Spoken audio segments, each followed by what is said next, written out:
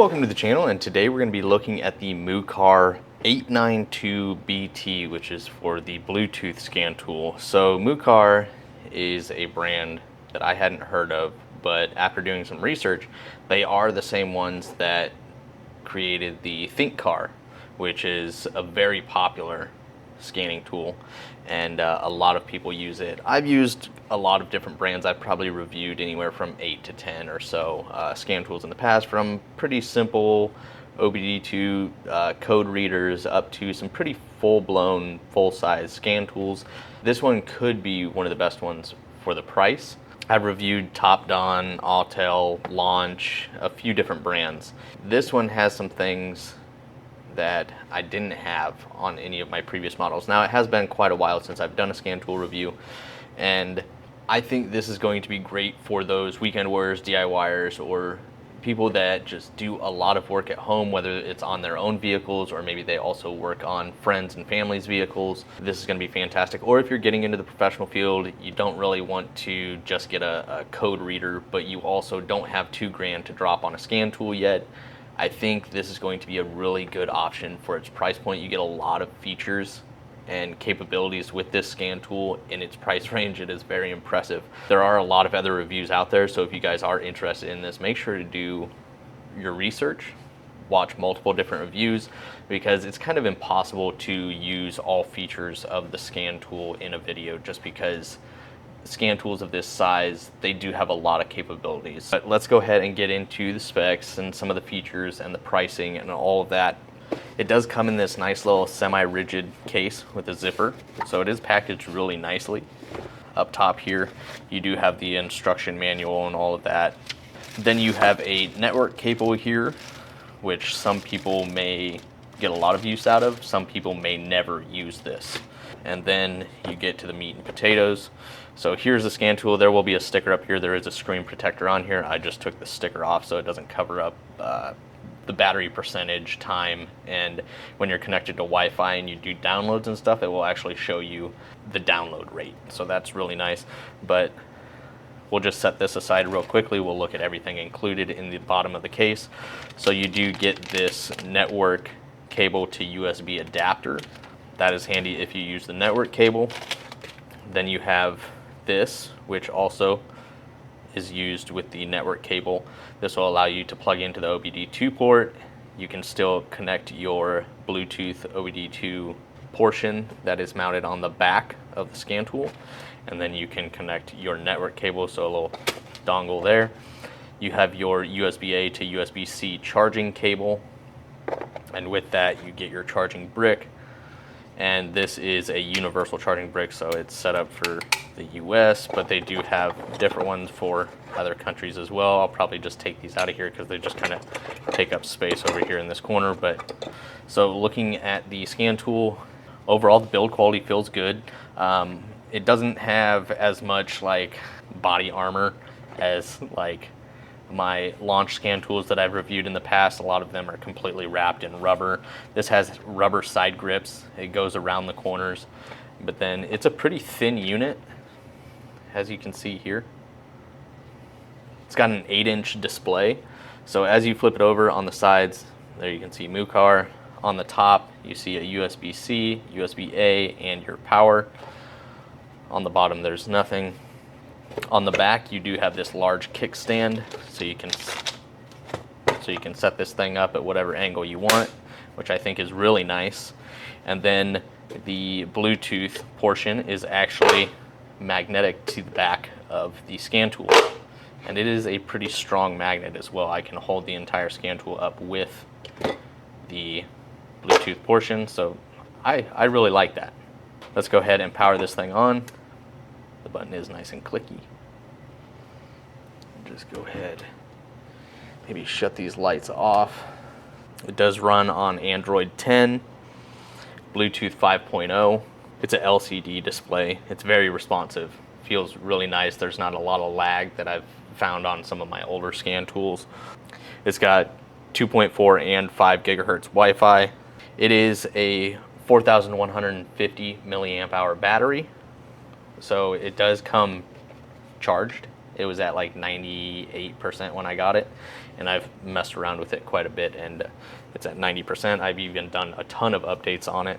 It's got 4 gigabytes of internal RAM, and then it has 64 gigabytes of internal storage, so that's nice.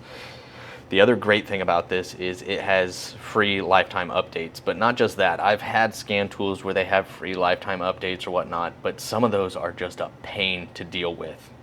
Some of them you have to connect to your computer and then download onto the scan tool, or you have to go onto the computer, download the update, and then connect your scan tool and transfer it. Some of them do it over Wi-Fi, but then you got to log into their software, and that can just be a nightmare to try and do. And this one makes it extremely easy. You literally connect it to Wi-Fi, it pulls up all of the things it can update, and you can just simply click download. Like, by far the easiest one I've done so far. This does have over 35 services, which I'll show you guys all of those here in just 1 minute. It is bi-directional. It can read erase DTCs. You can look at live data, freeze frame data. It does have AI assistance, so I'll show you guys that. It basically just gives you a general overview of what the problem is, possible fixes for it. If you're a novice in diagnosing with a scan tool, it may help you understand a few things, but if you're already pretty advanced with diagnosing with a scan tool, you'll probably read it and think it's kind of funny. It is good for over 140 car brands and over 10,000 models. And so far, just messing around with it, the last few days I've had it, it's very, very easy to operate. So here we're looking at the auto search for the VIN. So once you click this, it's automatically going to start connecting to the car by reading the VIN, all of its data. Then you can do diagnose. This is going to be quick access to the vehicle's system for diagnosis by manually selecting your vehicle's brands. OBD, this is where you're going to just read fault codes, clear fault codes, freeze frame data, IM readiness, all the different monitor, O2 sensor monitor, onboard monitoring tests. Then you have history, so you can view previous diagnostic reports. Then you have your reports. The saved diagnostic report can be viewed and shared. Then you have feedback. If you encounter any problems or whatnot during the vehicle diagnosis, you can provide feedback, blah, blah, blah. Then you have Dollar Fix Community. I don't know if anybody's actually using this. It's basically a social media platform where people are going and sharing hot topics and, fixes for those topics. I don't know how popular that's going to be. I know every brand kind of tries to do that. And then you have Mu AI. This is going to be that section I was talking about where you'll be able to enter it and put in it.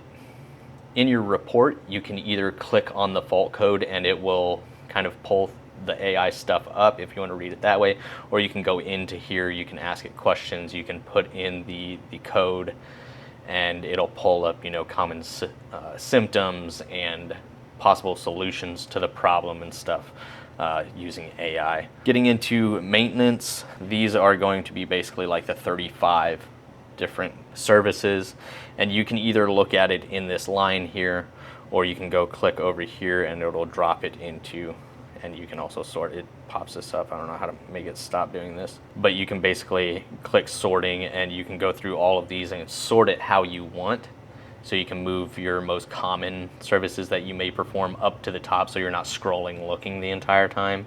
But air fuel ratio reset, ABS, AdBlue, diesel, adaptive front lighting system reset, air suspension matching, airbag reset, battery management, brake pad reset, clutch matching, electronic water pump, DPF, ECU, EGR, electronic throttle adaptation, FRM matching, gateway module data, gear learning, gearbox learning, anti-theft, key matching, injector coding, language settings, ODO check, NOx, ODO meter reset, oil reset, rainfall light sensors, seat calibration, steering angle, start stop, sunroof, TPMS, transport mode, turbocharge matching, tire size, and window calibration.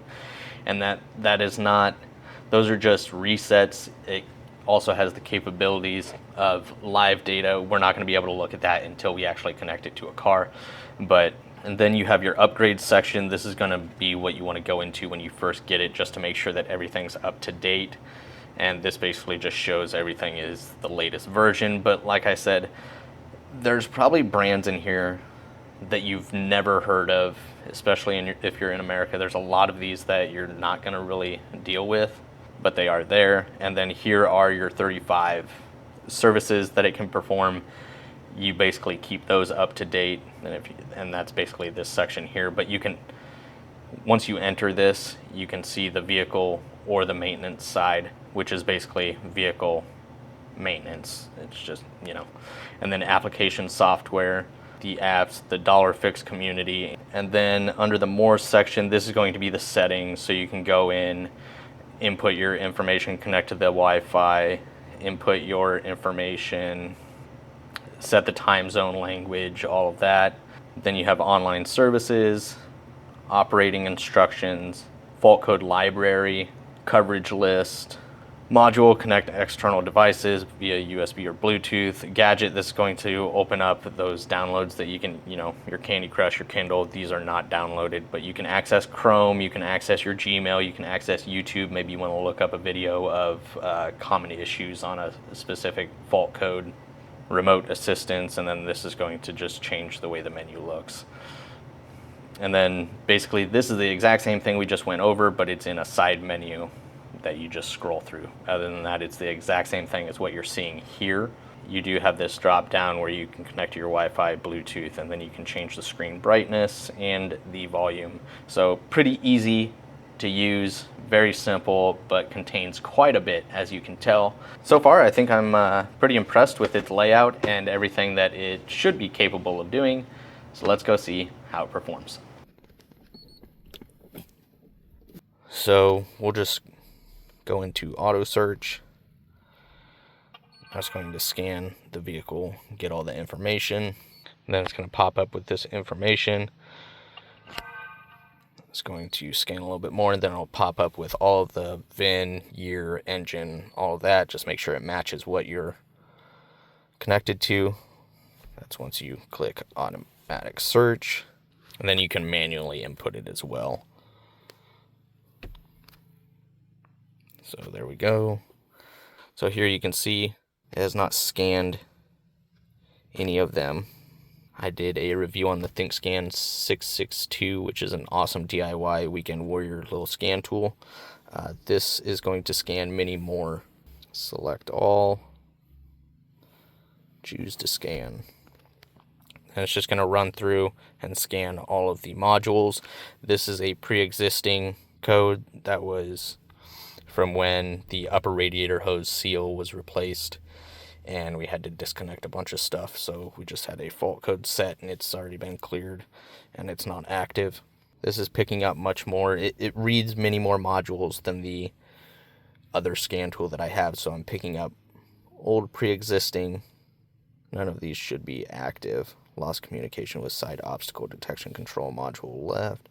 Yeah, these are all. So we have a few current ones that I was not aware of. So 20 systems found 7 DTCs, and that could be, I actually know what that is. It's because I have LED headlights, and with the LED headlights, my headlights are always on even during the daytime.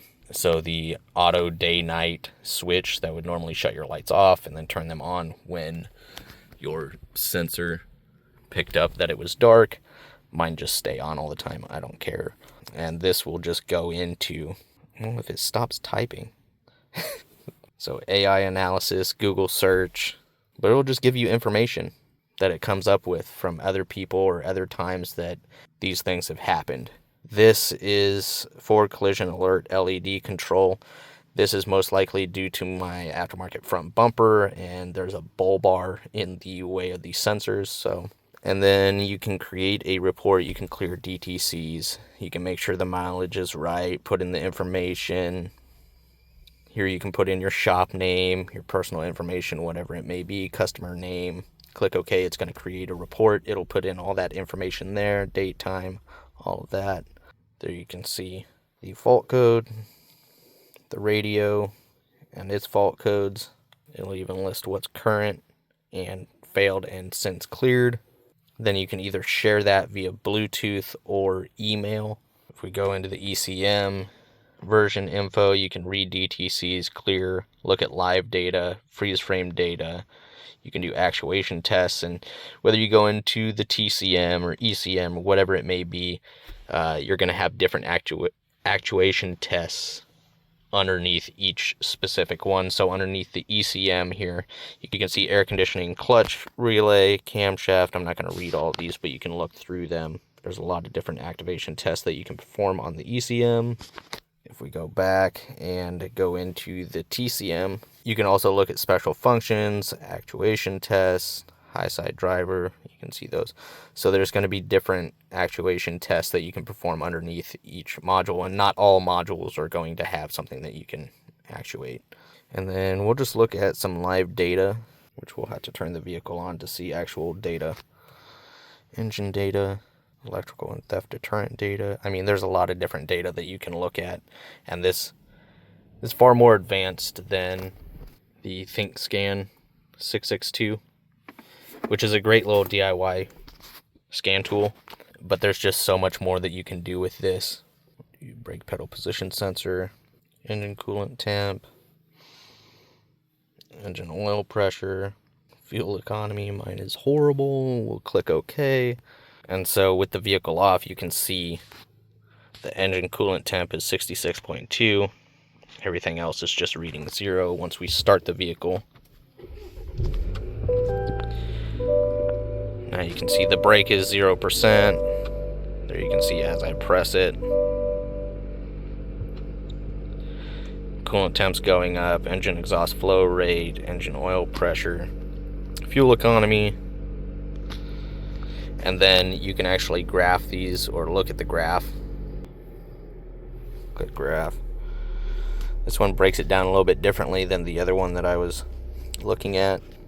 So if you click on one of these, it'll go into it. And then once you're in it, here you can see it's running along the bottom, time and percentage.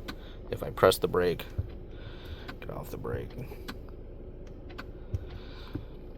And then if I wanted to, I can go in and I can add the other